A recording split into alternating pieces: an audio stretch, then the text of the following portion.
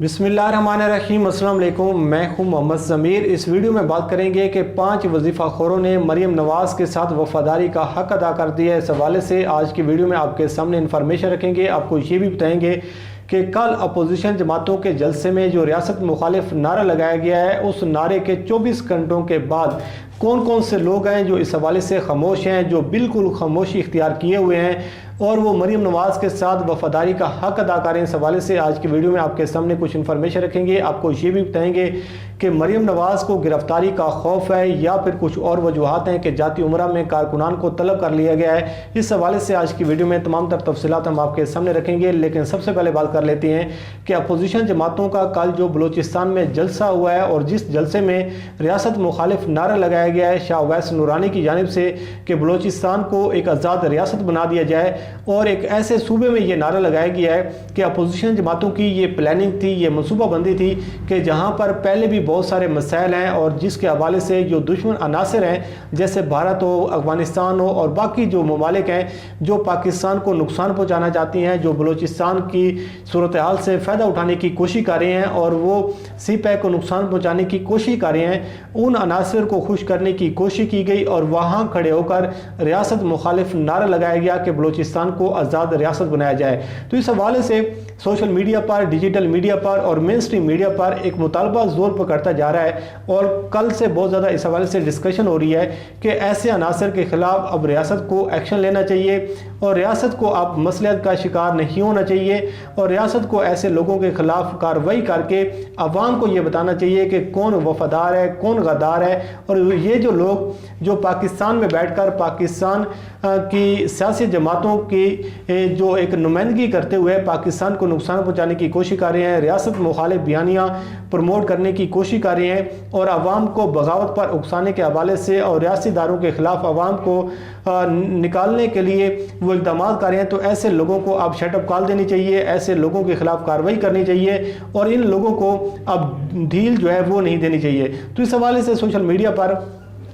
ये मुतालबा जोर पकड़ता जा रहा है। लेकिन दूसरी जानब अगर हम देखें कि कुछ अनासर ऐसे भी हैं जो अभी तक भी खामोश हैं, वो इस हवाले से कोई बात नहीं कर रहे। अगर ये नारा जो है ये पाकिस्तान तहरीक इंसाफ की के लोगों की जानिब से लगाया जाता या किसी और की जानिब से लगाया जाता तो फिर देखते कि किस तरीके से ये लोग जो हैं उसको ग्रिल करते, किस तरीके से पूरी एक सीरीज़ लिखी जाती कॉलम्स की, किस तरीके से सोशल मीडिया पर, डिजिटल मीडिया पर एक तूफ़ान बपा होता और आपको पता चलता कि ये किस तरीके से एक्टिव हुए हैं और फिर मरियम नवाज़ जो है वो किस तरीके से सारे इस इशू को हाईलाइट करती, दुनिया में उसको कैश करवाने की कोशिश की जाती। लेकिन सूरत हाल का अंदाज़ा लगाएं कि ये लोग जो हैं जिनमें कुछ नाम मैंने कुछ देखे हैं कि इन लोगों ने 24 घंटों के अंदर अंदर जब ये रियासत मुखालिफ नारा लगाया गया है तो उसके 24 घंटों के बाद इन लोगों ने या तो कोई ट्वीट किया हो या फिर इन लोगों का कोई बयान सामने आया हो या फिर इन लोगों ने कोई ऐसा कोई कॉलम लिखा हो। लेकिन मुझे तो इस हवाले से कोई चीज़ नज़र नहीं आई कि ये जो हामिद मीर, उसके साथ साथ सलीम साफ़ी और मरियम नवाज़ के जो वफ़ादार हैं सुहेल वड़ैच और आसमा शिराजी, तलत हुसैन, इनमें से कोई भी आपको ऐसा शख्स नज़र नहीं आएगा जिसने इस बयानिए की मुखालफत की हो, जिसने इस रियासत मुखालिफ नारे के हवाले से कोई ट्वीट किया हो और इन्होंने इसकी तरदीद की हो और इसकी मजम्मत की हो। आपको इनमें से कोई एक ऐसा शख्स नज़र नहीं आएगा। लेकिन दूसरी जानिब अगर ये काम पाकिस्तान तहरीक इंसाफ ने किया होता तो फिर ये लोग जो हैं ये किस तरीके से ग्रिल करते, किस तरीके से शोर शराबा डालते, उसका अंदाज़ा आप अच्छे तरीके से लगा सकते हैं। लेकिन आप हामिद मीर के ट्विटर अकाउंट पर जाकर देखें तो उसमें से आपको नज़र आएगा कि कोई एक ऐसी मजम्मती ट्वीट आपको नज़र नहीं आएगी, बल्कि हामिद मीर ने आज एक कॉलम लिखा है जिसका उन्होंने नाम ये उस कॉलम का दिया है कि डिक्टेटर कौन है, कौन डिक्टेटर होता है। तो इस हवाले से एस एम ज़फ़र की किताब में से कुछ चीज़ें उन्होंने निकाल कर लिखी हैं और बजाय इस चीज़ के कि हम सारे ये सोच रहे थे कि कल हामिद मीर जो एक शाह अवैस नूरानी की जानिब से नारा लगाया गया है रियासत मुखालिफ, इसकी मजम्मत करेंगे और इस हवाले से अपोजिशन जमातों को के ख़िलाफ़ वो कॉलम लिखेंगे, उनको इस हवाले से बताएंगे कि ये किस कदर ख़तरनाक खेल है जो आप खेलने की कोशिश कर रहे हैं और फिर वो इमरान खान को सच्चा साबित करने के लिए और इमरान खान से माफ़ी मांगते और रियासती इदारों से वो माफ़ी मांगते हैं कि हम गलत लोगों को प्रमोट कर रहे हैं, गलत लोगों को हम दुनिया के सामने प्रमोट करने के हवाले से हम अपना किरदार अदा कर रहे हैं। लेकिन सियासी मुखालफत अपनी जगह, लेकिन रियासत मुखालिफ नारा किसी सूरत बर्दाश्त नहीं हो सकता। लेकिन हमने اس حوالے سے کوئی ایک ایسی چیز نہیں دیکھی کہ حامد میر نے کوئی مذمتی ٹویٹ کی ہو، کوئی ایک ایسا بیان دیا ہو، کوئی انہوں نے کالم لکھا ہو، بلکہ انہوں نے آج جو کالم لکھا ہے جنگ اخبار میں، انہوں نے علی ظفر کو، جو کہ احسن ظفر کے صاحبزادے ہیں اور وہ تحریک انصاف تحریک انصاف میں سے ان کا تعلق ہے، تو انہوں نے اس کو تلقین کی ہے کہ ان کو اپنے والد احسن ظفر کی بک پڑھنی چاہیے کہ ڈکٹیٹر کون ہوتا ہے، اور اس میں انہوں نے کہا ہے کہ سیاسی کارکنان اور صحافیوں کو لاپتہ کرنے کا جو ایک آغاز ہوا تھا یہ ایوب خان کے دور میں ہوا تھا، اور یہ جمہوریت نہیں ہے، یہ ڈکٹیٹرشپ ہے۔ اور اس حوالے سے انہوں نے مریم نواز کی تعریفیں کی ہیں کہ مریم نواز کل وہاں پر گئی ہیں بلوچستان میں، کوئٹہ میں، اور وہاں جا کر انہوں نے لاپتہ افراد کی بات کی ہے، اور حامد میر یہ سب کچھ جانتے ہوئے کہ لاپتہ افراد کا جو سب سے زیادہ ایشو ہوا تھا، سب سے زیادہ لوگ جو لاپتہ ہوئے تھے وہ پاکستان پیپلز پارٹی کے دور میں ہوئے تھے یا پھر مسلم لیگ نون کے دور میں ہوئے تھے، اور وہ مریم نواز صاحبہ آج عمران خان کے بکس میں اور پاک فوج کے بکس میں آ کر اسی کو کیش کروانے کی کوشش کر رہی ہیں جو ان کے اپنے دور حکومت میں لوگ لاپتہ ہوئے تھے۔ اور اس کے ساتھ ساتھ انہوں نے جو مولانا فضل الرحمان نے جو ایک ڈنمارک میں جو گستاخانہ